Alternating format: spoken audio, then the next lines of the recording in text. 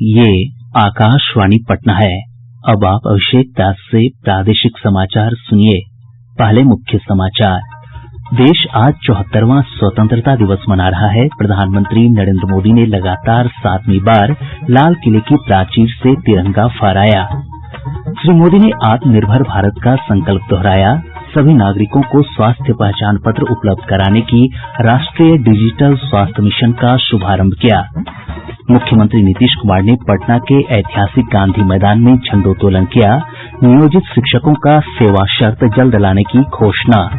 और प्रदेश में कोविड-19 संक्रमितों की संख्या 1 लाख के आंकड़े को पार। 3,536 नए मामलों की पुष्टि के साथ ही संक्रमितों की संख्या बढ़कर 1,01,906 हुई। अब समाचार विस्तार से। देश आज 74वां स्वतंत्रता दिवस मना रहा है। इस अवसर पर प्रधानमंत्री नरेंद्र मोदी ने लाल किले की प्राचीर से लगातार 7वीं बार झंडोत्तोलन किया और देशवासियों को संबोधित किया। श्री मोदी ने कहा कि कोविड-19 महामारी के बीच देशवासियों ने आत्मनिर्भर भारत बनाने का संकल्प लिया है और उन्हें पूरा विश्वास है कि भारत आत्मनिर्भर बनेगा। कोरोना वैश्विक महामारी के बीच 130 करोड़ भारतीयों ने संकल्प लिया। संकल्प आत्मनिर्भर बनने का। और आत्मनिर्भर भारत आज हर हिन्दुस्तान के मन मस्तिष्क में छाया हुआ है। आत्मनिर्भर भारत ये सपना संकल्प में परिवर्तित देख रहे हैं। आत्मनिर्भर भारत ये एक प्रकार से शब्द नहीं, ये आज 130 करोड़ देशवासियों के लिए मंत्र बन गया है। श्री मोदी ने एक बार फिर वोकल फॉर लोकल का आह्वान किया और कहा कि भारत को मेक इन इंडिया के साथ साथ मेक फॉर द वर्ल्ड के मंत्र के साथ आगे बढ़ना होगा। वोकल फॉर लोकल, हमारे जो स्थानीय उत्पाद है उसका हमने गौरवगान करना है। हम अपनी चीजों का गौरवगान नहीं करेंगे तो उसको अच्छा बनने का अवसर भी नहीं मिलेगा, उसकी हिम्मत नहीं बढ़ेगी। आइए हम मिलकर के संकल्प लें। आजादी के 75 साल के पर्व की ओर जब कदम रख रहे हैं तब वोकल फॉर लोकल का जीवन मंत्र बन जाए और हम मिलकर के भारत की उस ताकत को हम बढ़ावा दे दें। प्रधानमंत्री ने कहा कि भारत आतंकवाद और विस्तारवाद का प्रभावी रूप से मुकाबला कर रहा है। उन्होंने कहा कि जिन्होंने भारत की संप्रभुता को चुनौती दी है उन्हें उनकी भाषा में समुचित जवाब दिया गया है। एलओसी से लेकर एलएसी तक देश की संप्रभुता पर जिस किसी ने आंख उठाई, देश की सेना ने, हमारे वीर जवानों ने उसका उसी की भाषा में जवाब दिया। भारत की संप्रभुता की रक्षा के लिए पूरा देश एक जोश से भरा हुआ संकल्प से प्रेरित है। इस संकल्प के लिए हमारे वीर जवान क्या कर सकते हैं, देश क्या कर सकता है, ये लद्दाख में दुनिया ने देख लिया है। प्रधानमंत्री ने कहा कि देश के समग्र ढांचागत विकास को नई दिशा देने की आवश्यकता है ताकि भारत तेजी से आधुनिकता की तरफ बढ़ सके। उन्होंने कहा कि राष्ट्रीय अवसंरचना पाइपलाइन परियोजना से यह लक्ष्य हासिल होगा। प्रधानमंत्री ने कहा कि देश के किसानों को आधुनिक ढांचागत सुविधाएं प्रदान करने के लिए 1 लाख करोड़ रुपए का कृषि अवसंरचना कोष बनाया गया है। हमने किसान की आय को बढ़ाने के लिए अनेक वैकल्पिक चीजों को भी बल दिया है।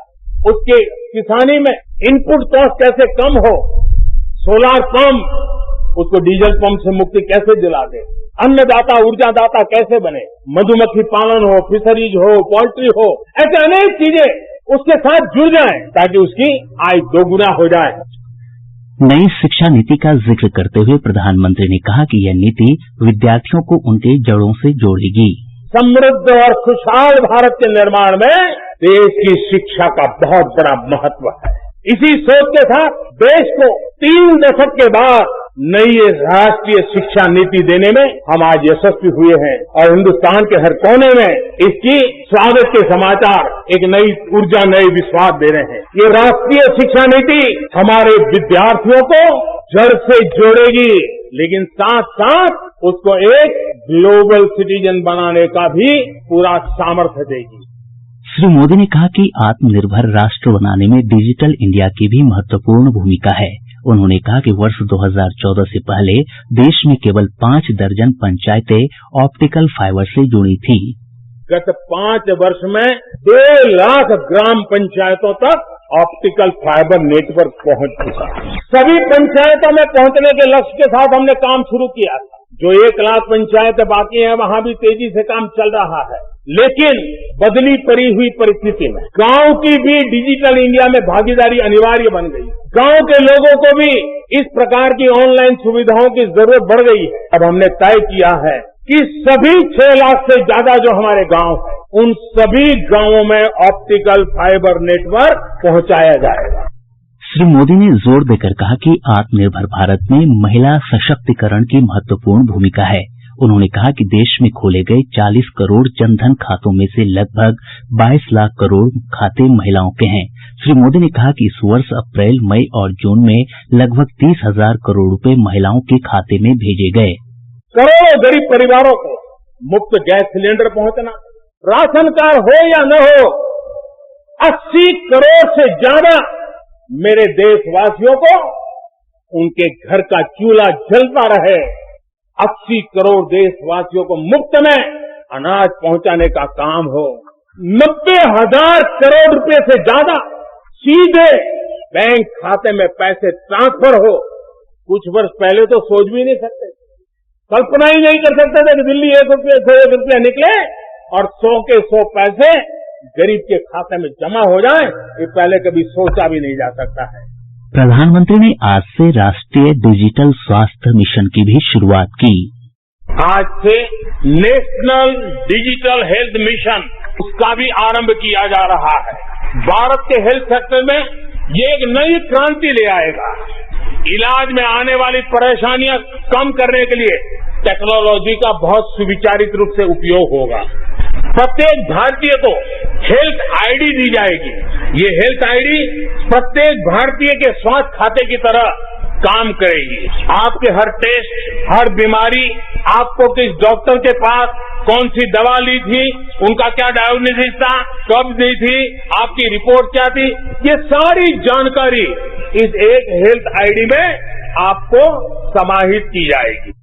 श्री मोदी ने बताया कि भारत में कोरोना की 3 वैक्सीन परीक्षण के विभिन्न स्तरों पर है और वैज्ञानिकों की मंजूरी मिलने के बाद इनका बड़े पैमाने पर उत्पादन शुरू हो जाएगा। भारत में 3 वैक्सीन उसके टेस्टिंग के अलग अलग चरण में है। वैज्ञानिकों से जब हरी झंडी मिल जाएगी, बड़े पैमाने पर प्रोडक्शन होगा और तेजी से प्रोडक्शन के साथ वैक्सीन हर भारतीय तक कम से कम समय में कैसे पहुंचे, उसका खाका भी तैयार है, उसका रूपरेखा भी तैयार है। श्री मोदी ने यह भी कहा कि देश के चुने गए 100 शहरों में प्रदूषण कम करने के लिए समग्र दृष्टिकोण के साथ विशेष अभियान चलाए जाने पर भी कार्य हो रहा है। उन्होंने कहा कि भारत अपनी जैव विविधता के संरक्षण और संवर्धन के लिए प्रतिबद्ध है। प्रादेशिक समाचार आप आकाशवाणी पटना से सुन रहे हैं। पूरे प्रदेश में स्वतंत्रता दिवस समारोह पूर्वक मनाया जा रहा है। मुख्य राजकीय समारोह पटना के गांधी मैदान में आयोजित हुआ, जहां मुख्यमंत्री नीतीश कुमार ने तिरंगा फहराया। इस अवसर पर अपने संबोधन में श्री कुमार ने कहा कि सरकार सामाजिक न्याय के साथ विकास के पथ पर बढ़ रही है। उन्होंने कहा कि नियोजित शिक्षकों को जल्द ही सेवा शर्त की सुविधाएं मिलने लगेगी। राज्य के पंचायती राज संस्थान एवं नगर निकाय के शिक्षकों के सेवा शर्तों को बेहतर बनाने के लिए शीघ्र नई सेवा शर्त नियमावली लागू की जाएगी और इनके सामाजिक सुरक्षा के लिए उन्हें कर्मचारी भविष्य निधि, इम्प्लॉय प्रोविडेंट फंड ईपीएफ का लाभ दिया जाएगा। ये हम लोगों ने तय कर दिया है और ये सब इसके लिए नियमावली बन रही है। बहुत जल्दी अब इसके बारे में सब कुछ का जो औपचारिक निर्णय है वो अभी कुछ ही दिनों के अंदर हो जाएगा। मुख्यमंत्री ने कहा कि राज्य सरकार बाढ़ प्रभावित लोगों की सहायता के लिए प्रतिबद्ध है। श्री कुमार ने कहा कि राज्य सरकार ने कोरोना महामारी को रोकने के लिए जांच प्रक्रिया तेज कर दी है। उन्होंने कहा कि प्रतिदिन 1,20,000 जांच की जा रही है। मुख्यमंत्री ने कहा कि कोरोना से ठीक हुए लोग यदि प्लाज्मा डोनेट करते हैं तो उन्हें सरकार 5,000 रुपए पुरस्कार स्वरूप देगी। समारोह में मुख्यमंत्री ने कोरोना योद्धाओं, डॉक्टर, स्वास्थ्यकर्मी, सफाई कर्मी, पुलिसकर्मी और प्लाज्मा डोनर को सम्मानित किया। इधर जिला मुख्यालयों से हमारे संवाददाताओं ने बताया है कि कोरोना संकट के कारण इस बार स्वतंत्रता दिवस सादे समारोह में आयोजित किया गया। प्रमंडल मुख्यालय में प्रमंडलीय आयुक्त और जिला मुख्यालय में जिलाधिकारियों ने तिरंगा फहराया।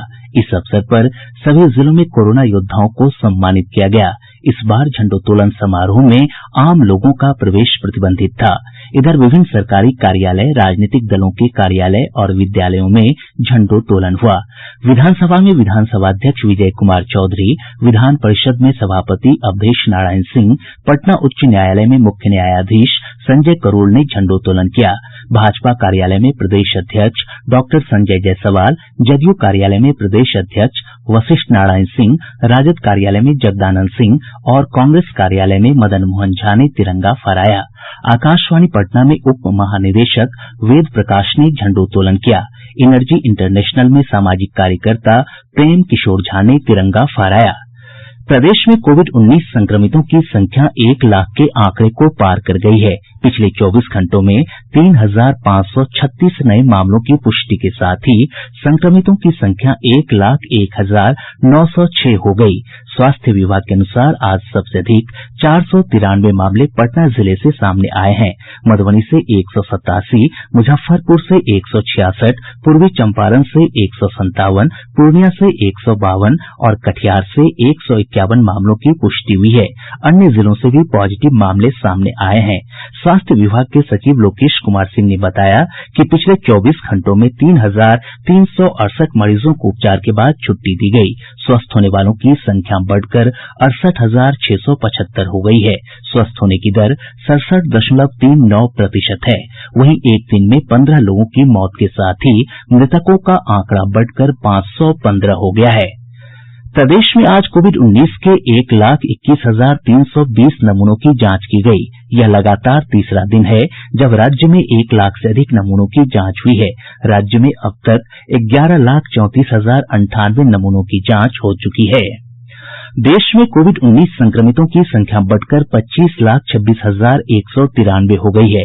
अब तक 18,08,937 लोग स्वस्थ हो चुके हैं, जबकि मृतकों की संख्या बढ़कर 49,036 हो गई है। प्रदेश में बाढ़ की स्थिति गंभीर बनी हुई है। वाल्मीकिनगर गंडक बराज से लगातार नदी में पानी छोड़े जाने के कारण पश्चिम चंपारण, पूर्वी चंपारण, मुजफ्फरपुर और सारण जिले में बाढ़ का खतरा और बढ़ गया है। बेतिया से हमारे संवाददाता ने बताया कि आज नदी में 2,41,000 क्यूसेक से अधिक पानी छोड़ा गया, जिससे नदी का जलस्तर तेजी से बढ़ रहा है। मोतिहारी से हमारे संवाददाता ने खबर दी है कि सुगौली नगर पंचायत के कई इलाकों में बाढ़ का पानी प्रवेश कर गया है। इधर बाढ़ प्रभावित अन्य जिलों से हमारे संवाददाताओं ने बताया है कि बाढ़ के कारण आम जनजीवन अस्त व्यस्त है। आपदा प्रबंधन विभाग के अनुसार 16 जिलों के 130 प्रखंड की 1,310 पंचायतें बाढ़ की चपेट में हैं। लगभग 82 लाख की आबादी बाढ़ से प्रभावित है। प्रभावित क्षेत्रों में एनडीआरएफ और एसडीआरएफ की 33 कंपनियों की मदद से राहत और बचाव कार्य जारी है। इन क्षेत्रों में 10 राहत शिविर और 782 सामुदायिक रसोई घर संचालित किए जा रहे हैं। और अब अंत में मुख्य समाचार एक बार फिर। देश आज 74वां स्वतंत्रता दिवस मना रहा है। प्रधानमंत्री नरेंद्र मोदी ने लगातार 7वीं बार लाल किले की प्राचीर से तिरंगा फहराया। श्री मोदी ने आत्मनिर्भर भारत का संकल्प दोहराया। सभी नागरिकों को स्वास्थ्य पहचान पत्र उपलब्ध कराने की राष्ट्रीय डिजिटल स्वास्थ्य मिशन का शुभारंभ किया। मुख्यमंत्री नीतीश कुमार ने पटना के ऐतिहासिक गांधी मैदान में झंडोत्तोलन किया। नियोजित शिक्षकों का सेवा शर्त जल्द लाने की घोषणा। और प्रदेश में कोविड-19 संक्रमितों की संख्या 1 लाख के आंकड़े को पार, 3,536 नए मामलों की पुष्टि के साथ ही संक्रमितों की संख्या बढ़कर 1,01,906 हुई। इसके साथ ही आकाशवाणी पटना से प्रसारित प्रादेशिक समाचार का ये अंक समाप्त हुआ। घर में रहिए, सुरक्षित रहिए और सुनते रहिए आकाशवाणी।